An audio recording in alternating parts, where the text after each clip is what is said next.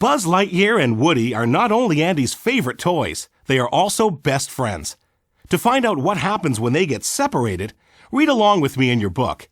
You will know it's time to turn the page when you hear this sound. Let's begin now. Woody the cowboy doll was excited. Soon he was going to cowboy camp with Andy. While Woody got ready, Rex the dinosaur watched a TV commercial for Al's Toy Barn. Ham the piggy bank saw it too. I despise that chicken. Just then, Andy burst into the room. As he played with his toys, Andy tore Woody's arm. Oh no. Andy decided to leave Woody at home, so Andy's mom put the cowboy on a shelf next to Wheezy, a penguin toy with a broken squeaker. Wheezy had been sitting on the shelf for ages. After all, no one wanted to play with a broken toy. The toys watched Andy ride away. A while later, Wheezy pointed out the window. We're all just one stitch away from here to there. Outside, Andy's mom was setting up a yard sale.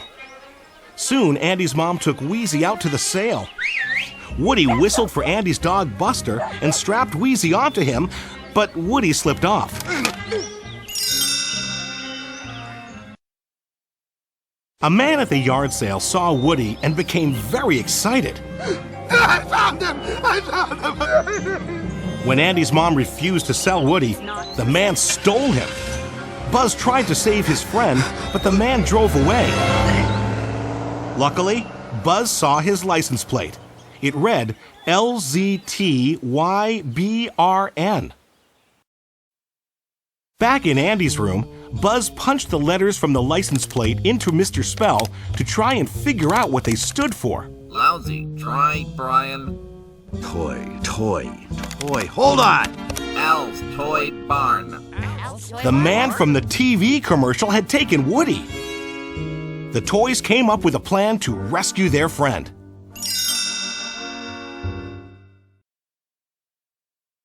Al took Woody to his apartment, then left. Woody looked around. He needed to find a way to escape. He was trying to open an air vent when he saw a toy horse named Bullseye, a cowgirl toy named Jessie, and a gold prospector called Stinky Pete. Jessie seemed thrilled to see him. It is you!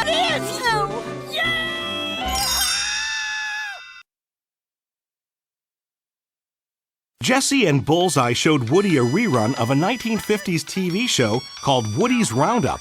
A character who looked just like Woody was the star. Now that Woody was there, Al had a complete set of Woody's Roundup toys to sell to a museum in Japan. Woody frowned. Japan? No. I can't go to Japan. I gotta get back home to my owner, Andy.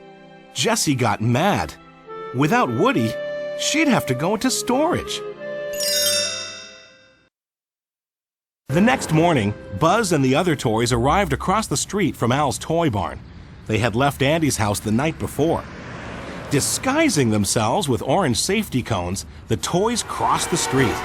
Tires squealed as cars stopped, but the toys got there safely. Once they were inside Al's Toy Barn, Buzz set off down an aisle. Look for Al. We find Al, we find Woody. The toys split up. Buzz found an entire aisle of new Buzz Lightyear toys. He accidentally awakened one of them. The other Buzz thought he was a real space ranger. You're in direct violation of code 6404.5. He trapped Andy's Buzz inside a box. Hoo-yah! When the other toys arrived, they mistook new Buzz for their friend. Back at Al's apartment, Woody had decided to return to Andy. Then Jessie told him about Emily, the little girl who had been her owner. Emily had grown up and given Jessie away. The prospector looked at Woody. Andy's growing up, and there's nothing you can do about it. Woody decided to stay. Who am I to break up the Roundup gang? By this time, new Buzz and the other toys had made it to Al's office. They hid in his bag, thinking it might get them closer to Woody. Inside the store, Andy's Buzz had finally escaped. As he ran outside, Buzz knocked over a stack of boxes. Emperor Zurg, the toy that was Buzz Lightyear's arch enemy in space, escaped. The newly freed Zurg followed Buzz across the parking lot. Destroy Buzz Lightyear! Destroy Buzz Lightyear! Al left his bag in the car and went to his apartment. New Buzz found an air vent and pulled the toys up the elevator shaft using a line on his new utility belt. Then he had an idea. What was I thinking? My anti-gravity servos! But since he was a toy, the anti-gravity servos wouldn't work. New Buzz let go of the wall and the toys tumbled down the shaft.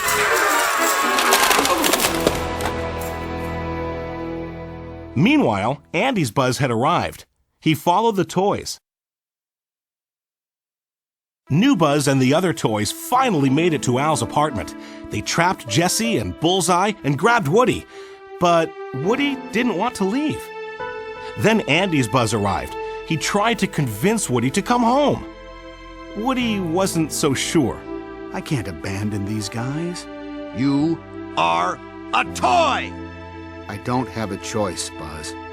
This is my only chance. To do what, Woody? Never be loved again? Some life. Buzz and the other toys left. Woody turned to the TV and saw a boy who looked like Andy. He looked at Andy's name on his boot and realized he'd made a mistake. Woody turned to the Roundup gang. Hey, you guys! Come with me. The prospector screwed the vent shut. Finally, my waiting is paid off, and no hand-me-down cowboy doll is gonna mess it up for me now! On the other side of the vent, New Buzz and Andy's toys watched. Moments later, Al arrived. He packed Woody and the Roundup gang into a case and left for the airport. Andy's toys and New Buzz jumped down onto an elevator. Zurg was there. New Buzz battled Zurg while the other toys opened the elevator ceiling panel. Zurg aimed his ion blaster at New Buzz. Rex turned away. I can't look! His tail knocked Zurg down the elevator shaft. The other toys had opened the elevator hatch, so Slinky stretched down as far as he could. Just as he was about to grab Woody, the prospector pulled Woody back. Al hurried outside and drove away. The toys hopped into an empty Pizza Planet truck with 3 little green aliens. Strangers from the outside. New Buzz stayed behind. Buzz and the toys drove to the airport and snuck in. Buzz found the case Woody was in and opened it, but the prospector attacked Buzz. Woody grabbed him. Hey! No one does that to my friend! Buzz and Woody stunned him with a camera flash and tossed him into a backpack. Woody and Bullseye had escaped from the case, but Jessie hadn't. The case was loaded onto the plane. Buzz and Woody had to rescue her. They hopped on Bullseye and galloped toward the plane. Ride like the wind, Bullseye! Woody managed to get on the plane and find Jessie. Come on, Jess. It's time to take you home. Woody twirled his pull string like a lasso and looped it around a bolt. The plane had started moving. Woody and Jessie swung down toward the runway. Just then, the pull string unhooked. Luckily, Buzz and Bullseye were galloping along the runway. They caught Woody and Jessie, and everyone was safe. Nice roping, cowboy. Woody turned to the toys after the plane took off. Let's go home.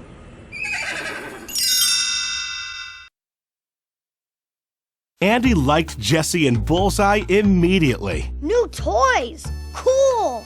When he left, Buzz turned to Woody. You still worried? About Andy? Nah. It'll be fun while it lasts. I'm proud of you, cowboy.